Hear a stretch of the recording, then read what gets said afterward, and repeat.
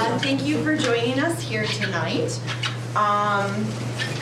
Before I get into tonight's program, I just want to thank the Friends of Seymour Library who make a lot of our library programs possible.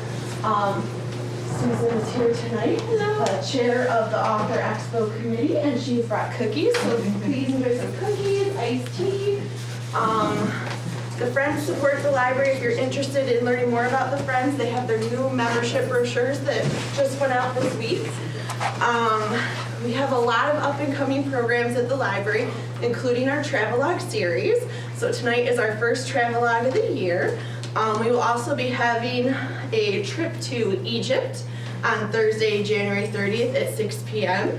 with Sue Walker, and a cruise down the Rhine River with Deb English on Thursday, February 27th at 6 p.m. Those dates are all in our newsletter if you'd like to grab one. They're on my calendar. In addition, we have also brought back our popular Music in the Stack series. If you have not been to that, it's usually pretty popular. The first Thursday of every month at 6 p.m. We have refreshments from the Friends.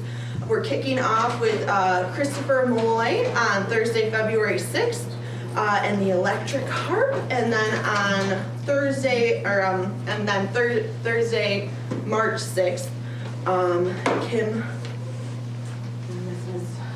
don't want to mess his name up, Dryheim will be here at the library as well, and all those dates are in the newsletter. Tonight, Mike Davis is going to take us through Finland, talking about a recent trip that you took with your 15-year-old son. So thank you so much for joining us here tonight. You will notice that this program is being recorded. And Maureen, do you want to say more about that? What it's being recorded for? Or? This is for ARMA, so at Benzio, basically it's just going to be on public access if anybody's looking for it. Afterwards, should be running Monday, Tuesday, and Wednesday of next week. And I will be taking a couple photos during the program, so if you do not want to be in a photo, just find me at the end. It really doesn't feature anyone, just of the group, so we can thank the Friends and show all the cool programs we do here at the library. So thank you for joining us, and I will hand it over to Mike Davis. Thank you. So I know at least one person besides myself has been to Finland. Anybody else been there? No? Okay. All right. Cool. So why did I go to Finland? Well, I was a Rotary Youth Exchange student back in 94, 95, and I applied to Rotary to be an exchange student. They picked Finland for me. They do, I went through the Rochester area. Ontario Walworth is my home club. And I went through the interview and I said, I don't really care where I go, but I like sports, nature, and the outdoors, technology. And they said, okay, Finland will be a good fit for you. And you're very outgoing, and that's going to be important. So that's where I went. So I went in 94, 95. I went back with my then fiance, now wife, in 99. Went back in 2004. And then we were supposed to go back, the whole family, during COVID. That got messed up. And then I was talking to my wife, and I'm like, and she's like, it'd be tough to bring the whole family, but she's like, your host parents are getting older. Why don't you just take Gavin, my oldest son? All right, okay. So this was more of a trip to see my friends and host families than to be a giant tourist, but there was touristy stuff there too. So, is anybody thinking about going a little bit? Okay. Maybe in an hour. Yeah, we'll see how I do. We'll see how I do then. So I went in April, which is not really the best time to go most places in the Northern Hemisphere. And I went all the way up to the Arctic Circle for a little bit and then back down. So there was still snow and ice and all that, but I was there with my friends and there was still plenty to see and do. So what we're going to talk about is the lake life that kind of, Finland's the land of 1,000 lakes. You may have heard that. So we'll talk about the landscape a little bit. and then the cultural aspect of it, and then the transportation, which is real interesting. So we flew out of Chicago, and you'll notice that Finland is way up north, okay? And this is kind of the trip that we took. My phone didn't grab every little step, but basically we flew into Helsinki, which is the capital. 2.5 million people live in this area, and the other 2.5 million people live everywhere else. So they're really spread out. It's really sparse, the rest of it. But landed in Helsinki, spent a few days there, then went over to Turku, stayed with a friend there. Then we went all the way up to Oulu by train, and the Arctic Circle cuts through right about the top of the screen. So we weren't quite up to the Arctic Circle, but you could almost see it from there. And that's a big city, a lot of technology stuff there, Nokia. That's one of their tech centers. And even in the winter, all kinds of stuff to do up there. Then we took the train back on down south to Tampere, and then the town that I was in as an exchange student for a year in Valkeakoski. Only spent the afternoon there because all of my families had moved away from Valkeakoski, so it was just more to check on the old town. And then went back down to Helsinki and spent a few more days there. So, May I ask a question? sure. How does that connect, where does that connect, or how does it connect to the rest of Europe? So, it's way up above. It connects to Sweden. Norway goes up over the top of Sweden and touches Finland for a little bit, and then the whole rest of the border is Russia. So this is all Russia here.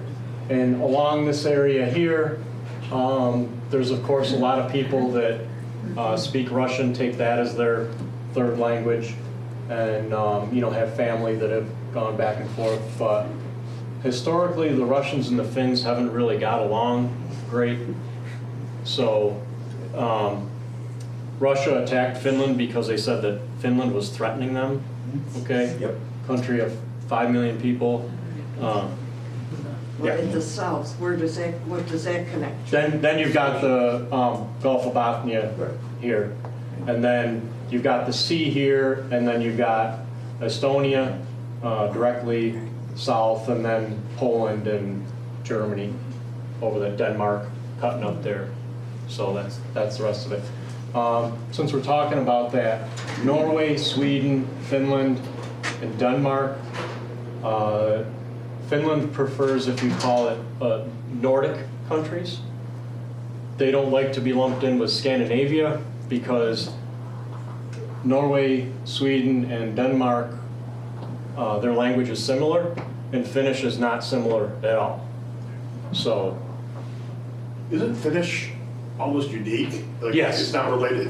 I think there's a part of the Basque country that may be related, but yes, some people will say that like Hungarian's kind of related on some level, but no, it's in the top 3. Most language experts would agree it's in the top 3 hardest languages to learn. okay. So Finnish started way back in the Ural Mountains of Russia and came right along in a proto-language called Finno-Ugric.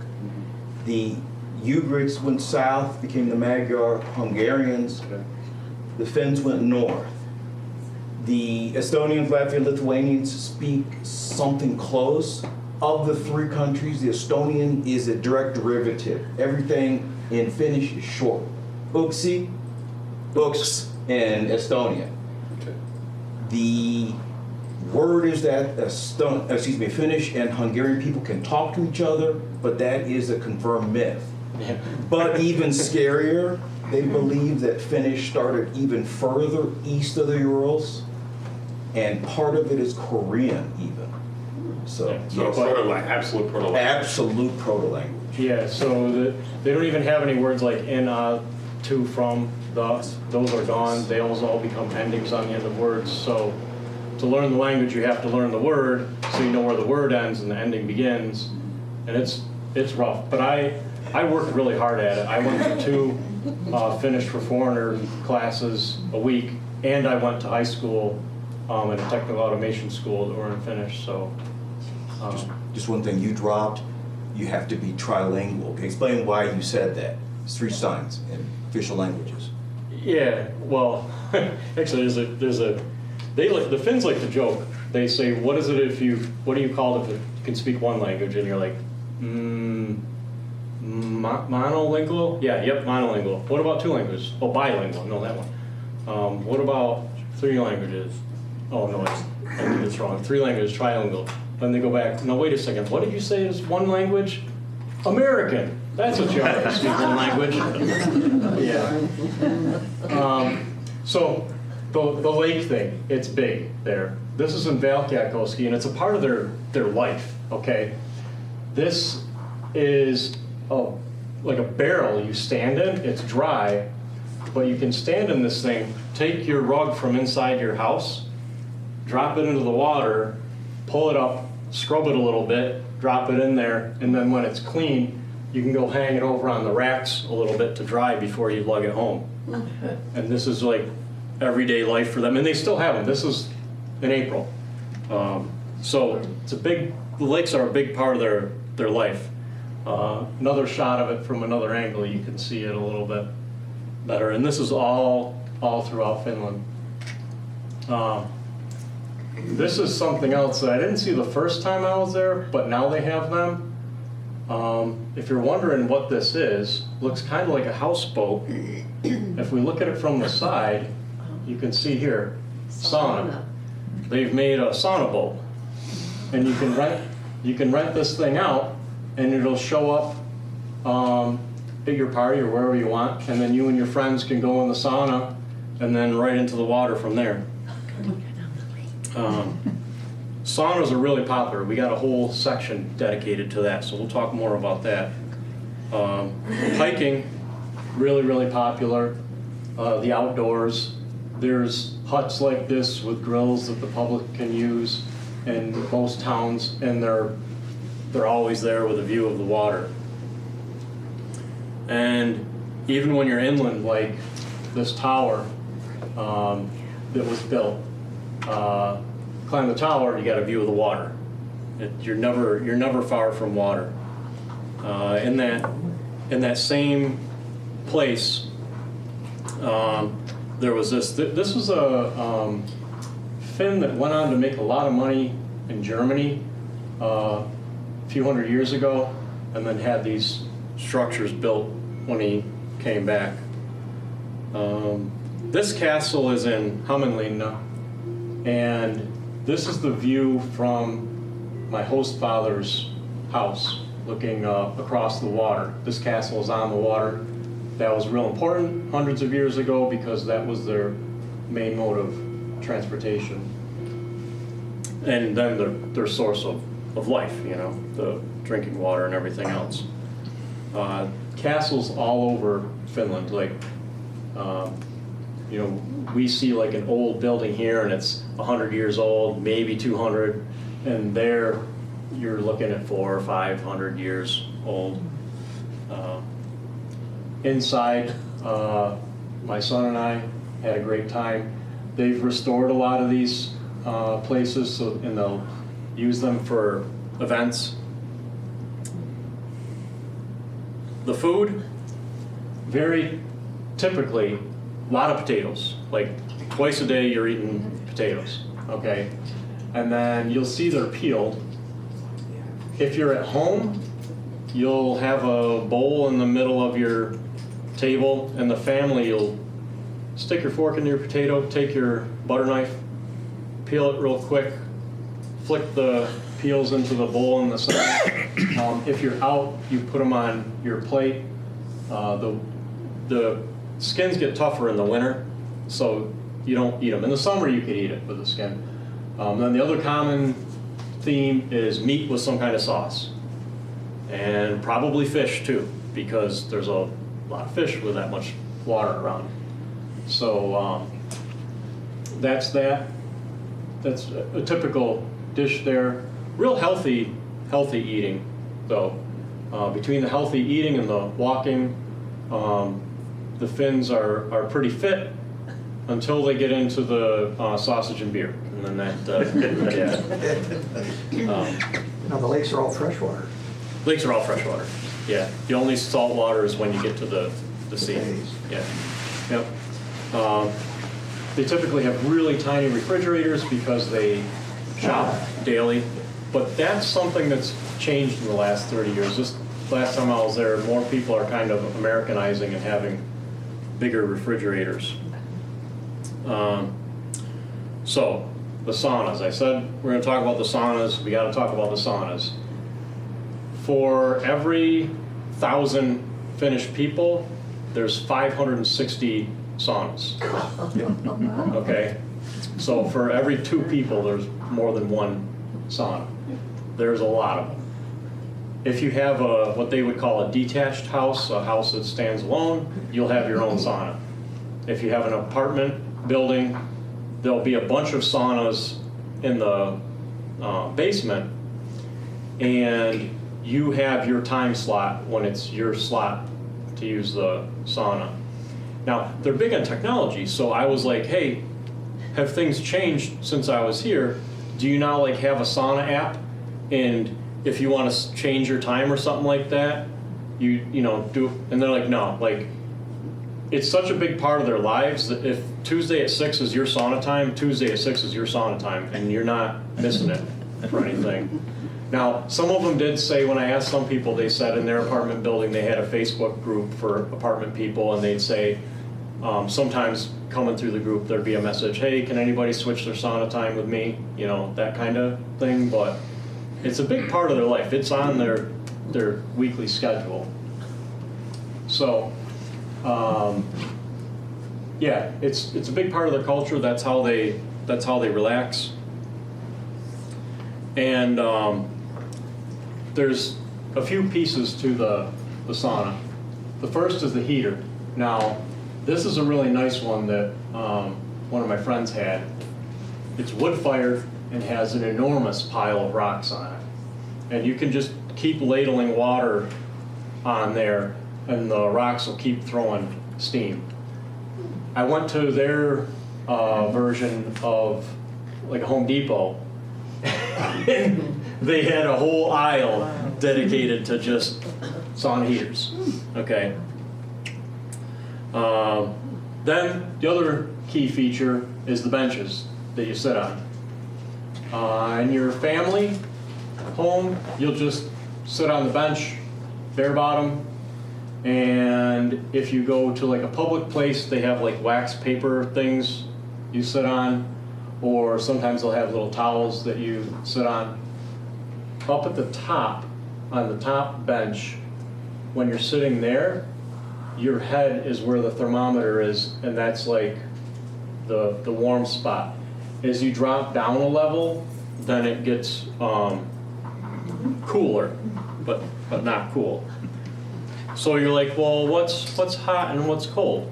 Well, it's always in Celsius because, you know, they got the metric in the Celsius. So they'll get it up to 80 degrees Celsius is pretty normal, which is 180 degrees Fahrenheit.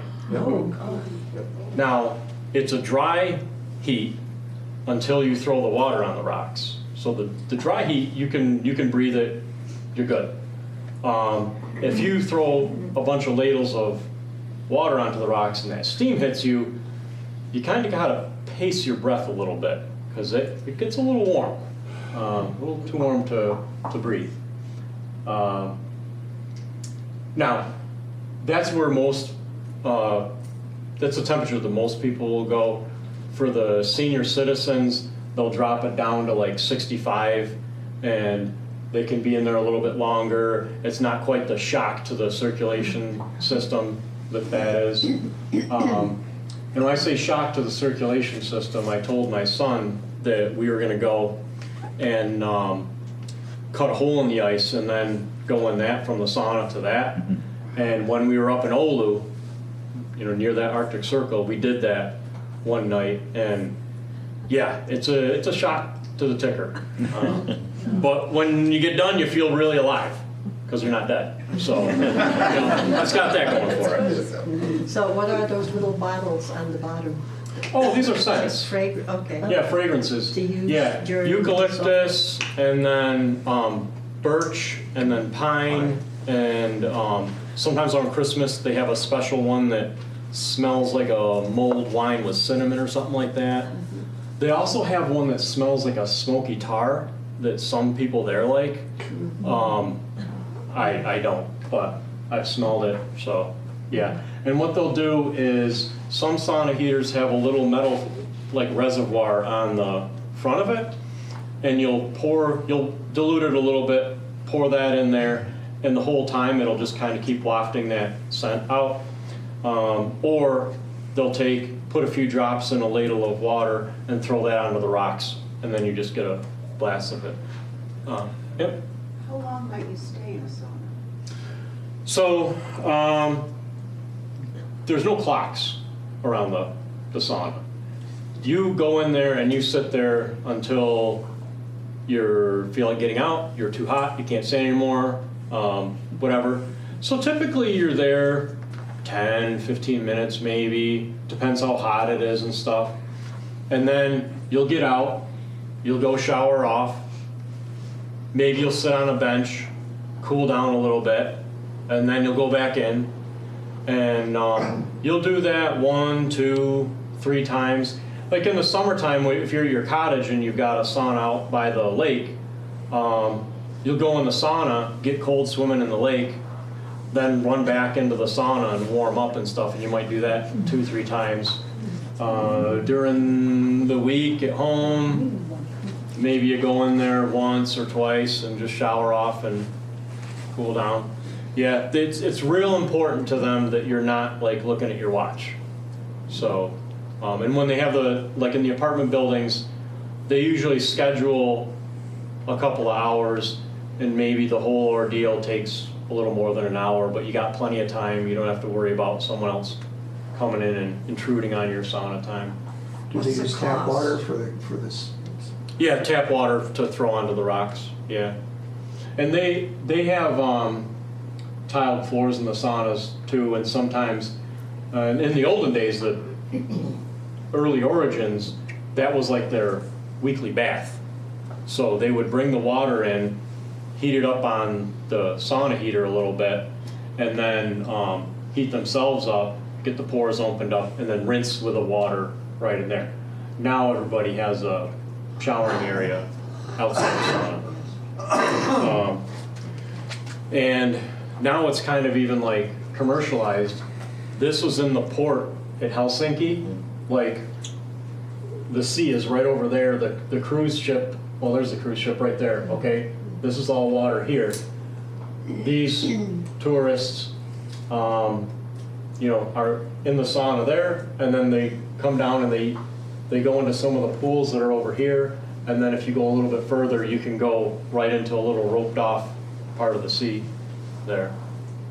So, yeah. Now, the only unusual thing here is they have some clothing on. The Finns, if they're around their home or the lake or whatever, they wouldn't be wearing anything. So that's all I can tell they're tourists. And the guidance are always in English? A lot of the signs and stuff are in English now. That's something that's been a big change from the first time I was there in '94, where the young people could speak English a little bit and stuff, and the old people could, especially the business people, could speak. Now, I think the biggest influencer was YouTube. Because young people and then other people that are interested in hobbies and stuff, the United States and other English-speaking countries are putting out so much content that the rest of the world is following along. And then if you live in Sweden and you do your chess videos in Swedish, you have an audience of like 7,000 or 7 million people. But if you do it in English, now you got an audience of 350 or more. So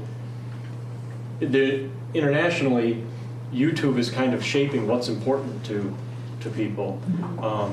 My son Gavin, he plays Minecraft once in a while. My one friend had a daughter that was 7. She hadn't yet started English at school, but they could sit down and play Minecraft together because she watched enough content that she knew all the words of things in Minecraft, block and horse and that kind of stuff. She could say those words. So that was interesting.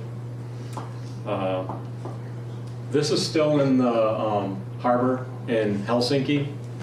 And now this is April. This is not prime tourist time, okay? But they still have the open air market is there. They still have vendors there. That says coffee there, and then there was another one that had sandwiches and stuff and other booths. In the sea is like right there. This is where you learn to ask for the partitive. If you ask for a donut, how long donut?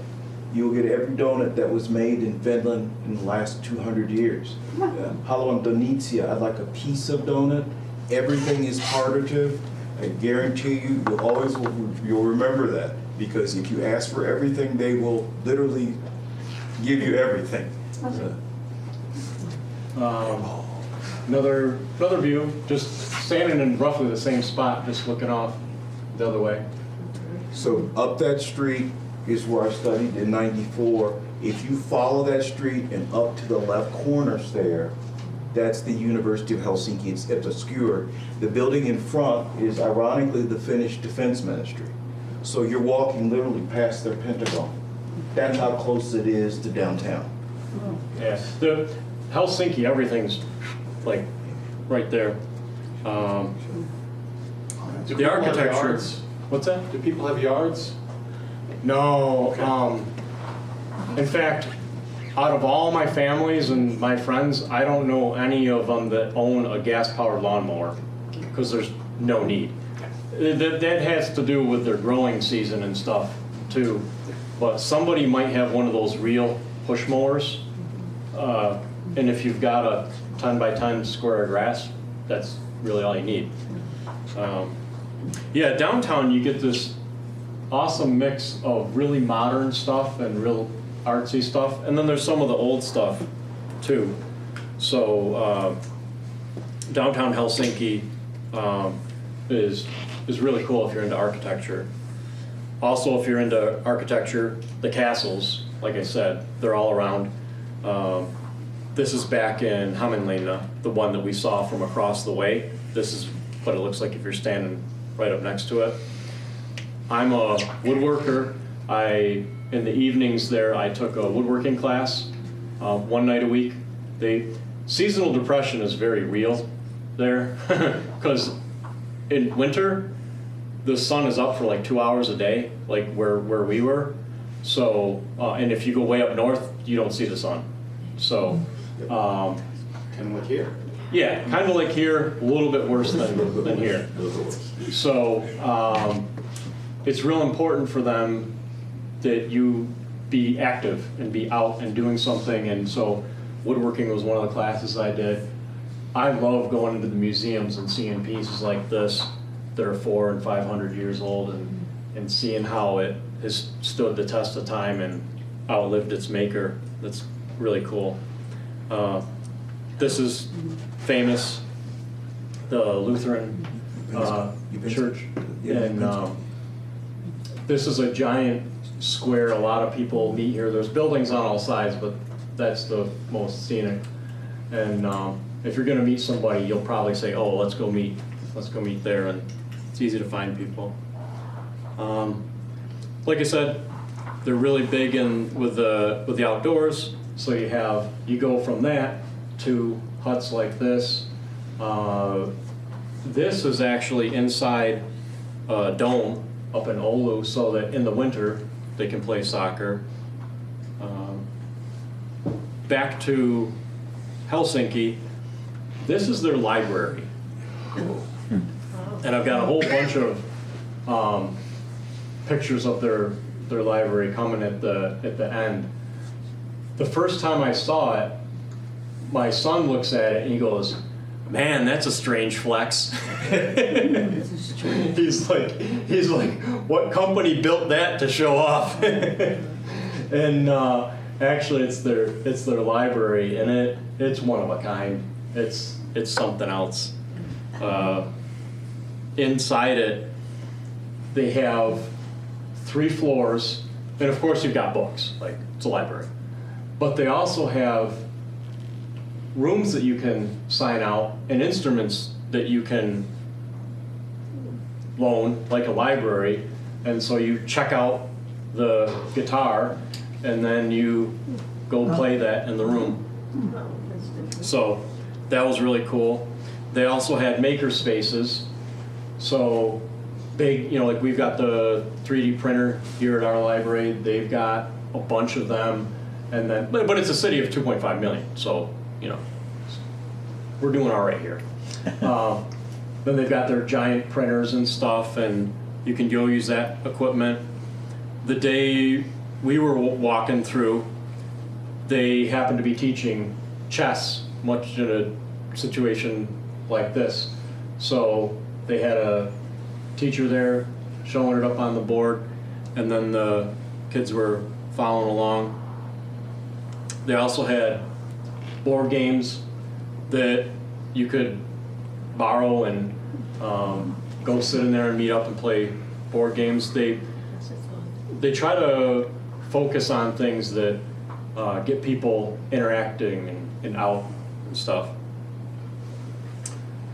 So for transportation, their transportation is fantastic. And for good reason. They have a 100% sales tax on automobiles. And when you tax automobiles like that, it creates a huge incentive for people not to buy a car. And it also funds their public transportation so that they can have alternatives. So if you get the VR.fi app on your phone, that's their transportation app. And you pull up the app, and then if I'm standing here in Auburn and I want to go to Skaneateles, I just put the address in Skaneateles where I want to be, and it would tell me, okay, you need to walk 30 yards up to Genesee Street, and the bus leaves at 7 p.m. and it will take you to downtown Auburn at 7:05, and from 7:05 you'll get on this bus that leaves 10 minutes later, and that one will take you to this place in Skaneateles or something like that. And you're like, oh, okay, that's not a big a deal. It's just a bus. But it goes way beyond that. You can be standing in Helsinki and say, I want to be in Oulu by tomorrow morning at 9, and it'll pull up the thing and say, okay, walk here to this bus station to the train. You've got your options of train. Do you want to go on a night train? Do you want to sit in a seat, or do you want a sleeping car, and whatever? And you can pick all your options there, and it'll tell you where you'll be every minute of the, of it. And you can push the times back and forth and all that to see which one takes the least amount of time and all that, just like using a website for airfare now. But it incorporates even your time to walk to the bus stop. So it's fantastic. And it's pretty much weather tolerant. Yeah. So we're going to rip through the options. The first one is a train. Very comfortable trains, and very quiet. And that's a cultural thing. And if you're going to even take a phone call, they want you to go into a little booth and go talk on your phone. If you have some people that you're traveling with and you guys want to talk while you're on the trip, then you go and you pay a little bit more and you get yourself one of these little 4-person family style rooms. Cabin. Yep, cabin. And then you're not disturbing anybody else. Okay, that's important to them. They of course have the restaurant car, and they drink more coffee per capita than most other countries in the world. So you're never far from coffee. we talked about the language. So this means like a little food. And then we also talked about how English is popular. So here they have it in English and then they have it in Finnish. And these are in Swedish because Swedish is their other official language. But These it's, prices are in euros? yeah, everything's in euros now. Since, 99. yeah, 99 is when they cut over, and then I was there in 99 and you could still pay with marks, but they started having it labeled in euros too, and you could pay with them too. So, parking, I don't know how many of you have dealt with that Pango app. Yeah. I'm not a big fan of it. And if I was looking for a better solution, I love what they're doing in Finland. You go get yourself one of these, and this is something like that banks give away to people and stuff, so they're not hard to come by. If there's 30-minute parking, you park, put this on your dashboard, and then set it to the current time.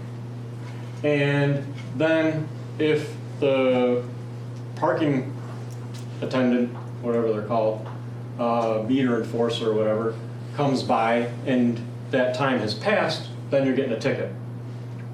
And if you try to be clever and like set it way ahead and they walk by, then you're getting a ticket for that.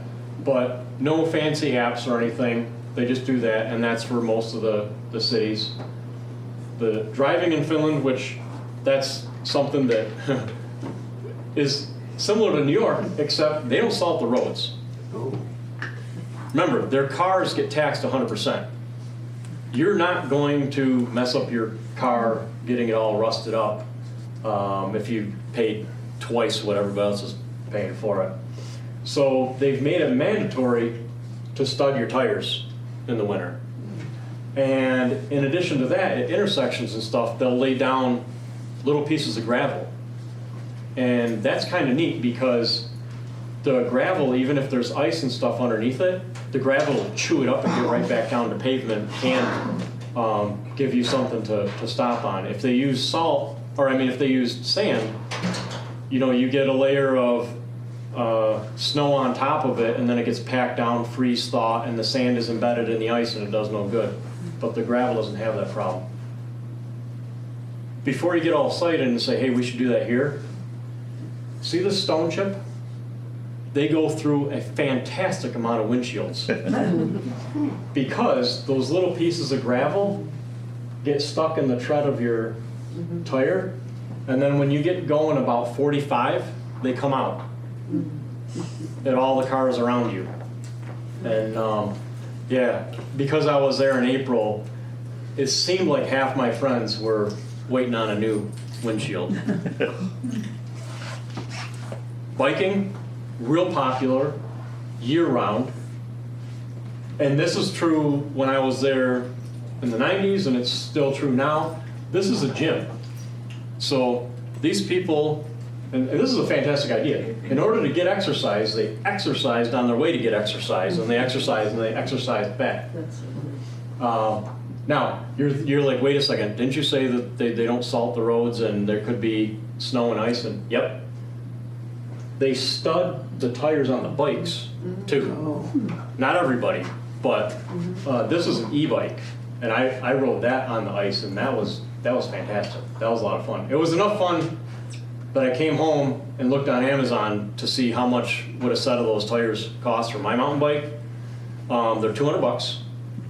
So I decided I don't want to ride on the ice that bad. We don't have that much ice and that many days when I feel like doing that. And here, like, you're taking your life in your hands on the roads. But there they have paths just designated to walking and biking.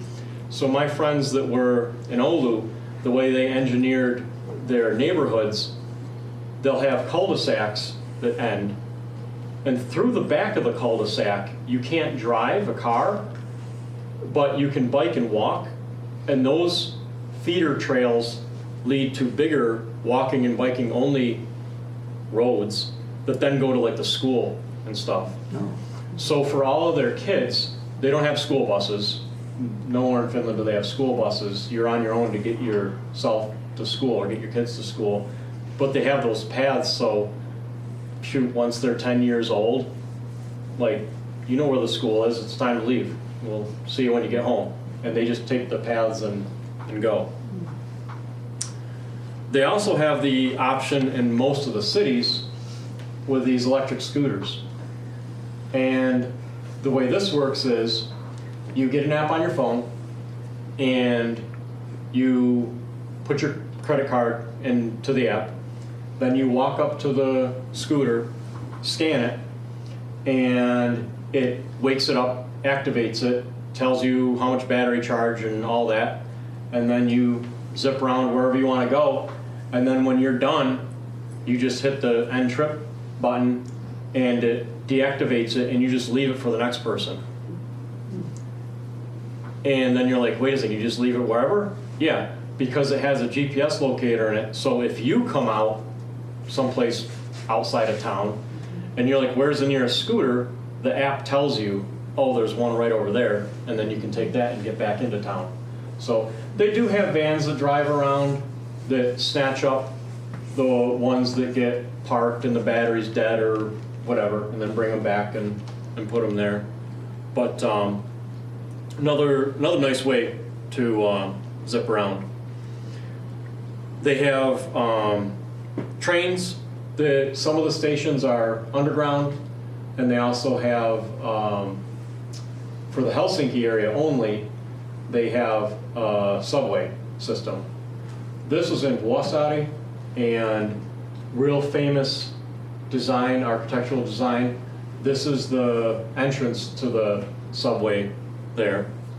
So a bit more to look at than most of the entrances in New York City. You know, a handrail and some stairs. Did a nice job of it. And Wow. it is a long way down there, but they really dressed it up with this escalator. It's a sight to see. And when you get down there and you're waiting, they've got everything really well labeled, and then they've got the electronics screens telling you, you know, how many minutes away they are and how many minutes it can take you to the next one and all that kind of stuff, which is nice because you have the app on your phone, but if you don't want to be whipping your phone out all the time, you can just look there. It's really a nice system, and they're quiet and efficient and on time. You can also go by sea. It's often cheaper to get rooms on the ship and then rent the meeting room space than it is to rent a meeting center for meetings. So if you're going to have a big business powwow of some sort and you want to get a bunch of people together, it's real popular during the week to do that. And they do that because obviously on the weekends they get a lot more tourists, and so that helps fill the ship during the week. And it runs daily from Finland to Sweden, Finland to Poland, Finland to Russia, which is just a little hop. And Estonia is another popular one, Denmark, even to Germany. My wife and I've taken it from Finland to Sweden and back to different places, and to Poland and to Germany. And like the trip to Germany is like a 24-hour thing. The Sweden, depending on where you cross, it could be 12 or 6 hours. But it's nice, and the Finns are still proud of the fact that they built the cruise ship that was used in the Love Boat. If any of you remember that one. So fantastic.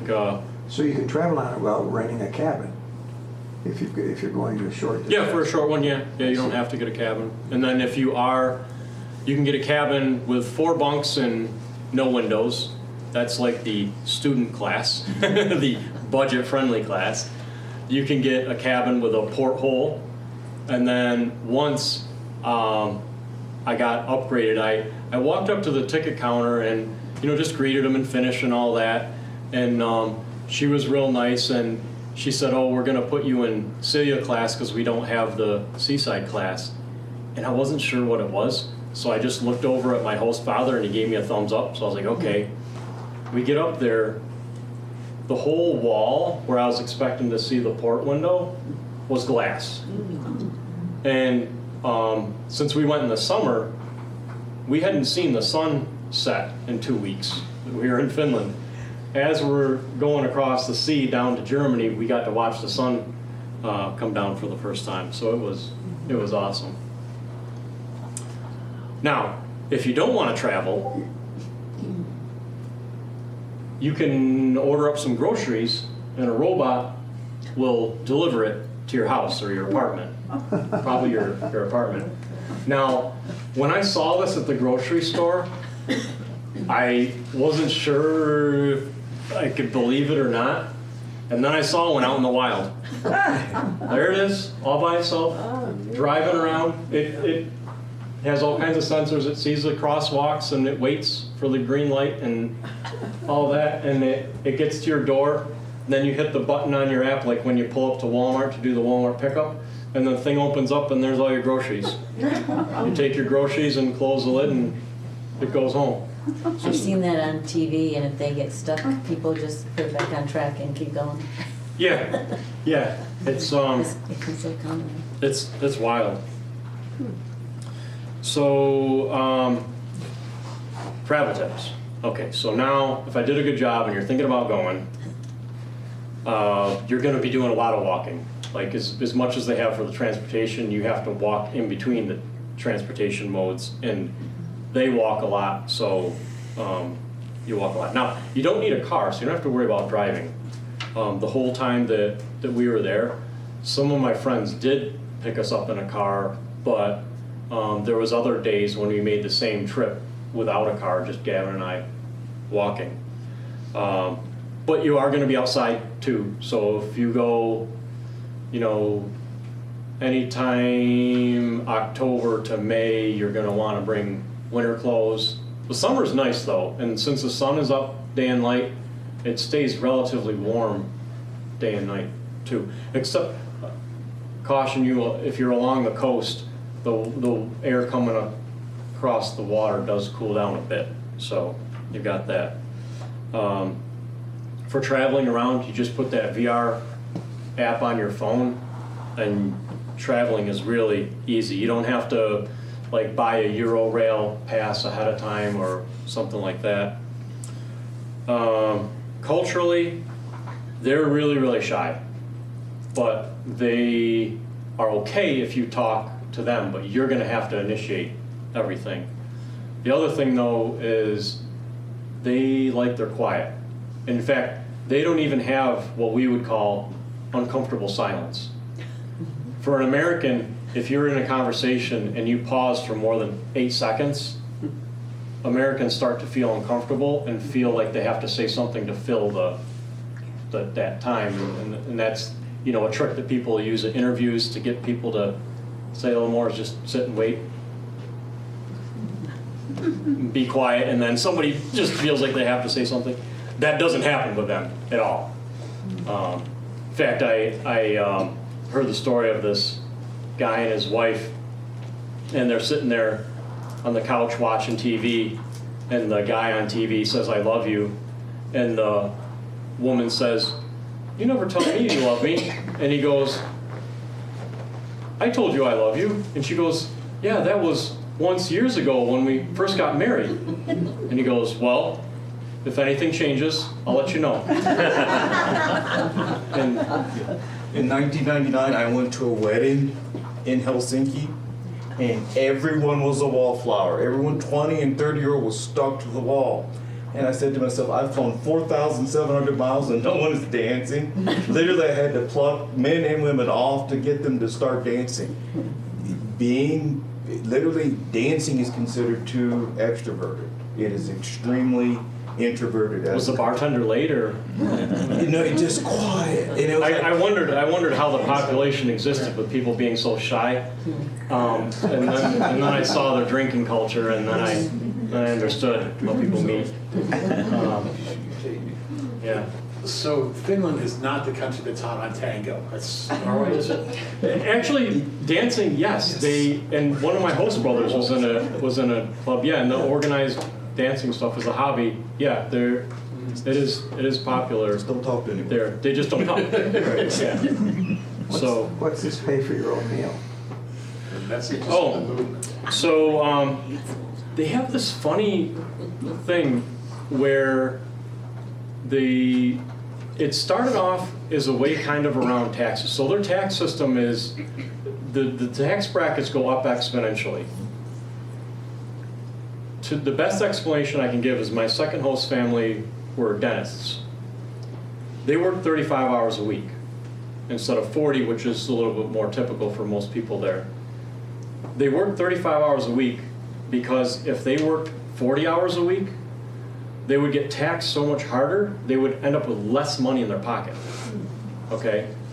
Now, today, from what I gathered, I didn't do a, exhaustive examination on the subject, but I noticed that, like, one of my friends was considering a promotion. She works for an American company, but she lives in Finland, so she gets income taxed there. They offered her a promotion, and even though it was thousands of dollars a month promotion, like, would be a big promotion for us, she does the numbers and she's like, I don't know if I'm going to do it. I'm only going to get a few $100 extra a month. And I'm like, thousands of dollars increased taxes, you get a few hundred? And I'm like, yeah, I don't know if I would do it either. So getting back to your question, they have meal cards that you can buy that aren't taxed. And companies can buy them and give them to people, and that doesn't get taxed. And those meal card things have evolved to like a meal pass, and your company can put money on it, and you can go eat wherever you want. As long as it's for food, the money comes off there, and that's not part of your taxes. Oh. And so, mostly because of that, from what I can gather, they will insist on paying their own meal. And even if a friend is offering to pay for a meal, it's like, no, I got this, it comes off of my company card. I don't care, I'm not gonna make you burn your money on it. So that was interesting. They will let you buy them a drink, so that's, I noticed that. But they're quick to offer you one too, so, yeah. So taxes are so high, why? I mean, do they cover their medical care? Oh, yeah. So, yeah, that's a great question, because when the Americans talk about free education or free college education, or as I like to call it, taxpayer-funded education, that's what they have there. You pay like nothing to go to college. But the deal is this: you have to pass the entrance exam to the college and program you want to get into. And their Department of Education has figured out that if any more than their graduating class, any more than 69% go on to university, they'll have too many white-collar workers and not enough blue-collar workers. Now, the number changes year to year, but the deal is, if you want to go to business school and you're willing to pay for it, doesn't matter. You got to pass the exam, and you're not going to pay for it anyways. So their taxes, they have some of the highest taxes in the world, 50 and 60%, if you can imagine that. But you have your education paid for, you have cradle to grave health care, and then unemployment goes on to the point that, like, you'll meet somebody, like, hey, so what do you do? And they'll be like, oh, I work for the government. And work for the government is a sly way of saying, I don't work, the government sends me a check every week and that's how I live. And because of the differences in because the taxes go up like that, the difference between the haves and haves not is not that great anymore. It really levels them out. Which, if you read the promo thing, they mentioned that Finland was voted happiest country 7 times a row in the world. And my opinion, a good chunk of that is you don't have to worry about stuff. You don't have to worry about losing your job or not finding a job with benefits or how you're gonna pay for this or that health care and that kind of stuff. So they've got that. Now, the healthcare thing, if you really dig into it, like I did as I was watching our healthcare system, that works when you say, okay, we've got this pool of money and we've got this list of things that we're gonna cover. So the way they do it is they list everything that can go wrong with you. So pneumonia, broken arm, pancreatic cancer, okay, whatever, list them all out, right? Then they make a column for preventability, then they make a column for treatability, and then they make a column for cost to treat and the success rate, okay? Then they sort that so that the things that you can prevent cheaply or you can't prevent but are cheap to treat and almost always effective, that's at the top. So like a broken arm, you pay for an x-ray, a cast, in 6 to 8 weeks, you're fine, right? So that's at the top of the list. Pancreatic cancer, can't prevent it. Treatment is wildly successful and, or treatment is wildly expensive and it's successful less than 10% of the time. That goes to the bottom of the list. Then they take all the money that's in their healthcare budget, start at the top and go down. And then they draw a line. And they say, okay, person with pancreatic cancer, we can't afford to treat that. We're gonna give you some morphine, you're gonna be comfortable, but you're gonna die. And that's that. And that's how you make healthcare affordable when you have that budget when the government's paying. Parental leave. Isn't it? Oh, parental leave, yeah. Isn't it 6 weeks for women and then it flops another 6 weeks for the husband, the father? Yeah, 6 to 8 weeks, and there's times when they get like their full pay and then a reduced pay and stuff. They also have this really neat tradition in some of the museums you'll see through the years. They always have a newborn box. So if you have a newborn baby, you can select to get the box from the government that has all your newborn basics, so, some swaddling things, some diapers, the bibs and blankets and baby booties and all that stuff. You get a whole box of that, or you can take a lump sum payment. And if you had to buy all the stuff in the box, it would cost you way more. But if this is your second or third, maybe you don't need that stuff, so you can take the payment. And yeah, the museums, there's a couple of museums that show what you got in the box through the years. It's really cool, and that's part of their program. Is the population aging? Yeah, just like everywhere, people get older. Yeah, they do set it up so that people can be independent better, I'll say, than in the States. They have these little, our rollator things that has the handles and the little seat here. They have ones that have a thing like a scooter, but there's one on each side. You put one foot on, and then you kick along. You put both feet on, and you can cruise downhill. It's got brakes, and then it's got a seat on the front where you can circle your little scooters up and hang out with your friends if it's nice out, or you can put your groceries on there and scoot them on home. And when I say scoot them on home, between the grocery store and your apartment building, maybe it's 500 yards or something like that. So, and you don't need a car even if you're young and able-bodied, but as you age, you still don't need a car and you can still be independent. So they've done a real good job with that. Is the population increasing or decreasing? No, they're actually, they're, for native Finns, they're really struggling with their population. And that's why they've taken in a lot of foreigners, but that's becoming an issue too because of how the foreigners are setting up neighborhoods and stuff like that. Sweden's struggling with the same thing. That's something to watch.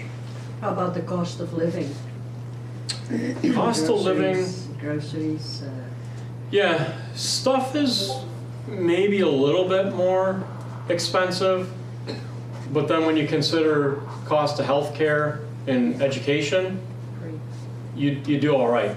It'd be harder to live like we live as an American there than here, unless you're, well, it depends what your standard of living here is in the States, you know, because it varies so much even in a town like Auburn. It's really hard to become very wealthy there, like really hard. But to, like a hairdresser and a pediatrician could be kind of, you know, at the same level there. Financially. Yeah.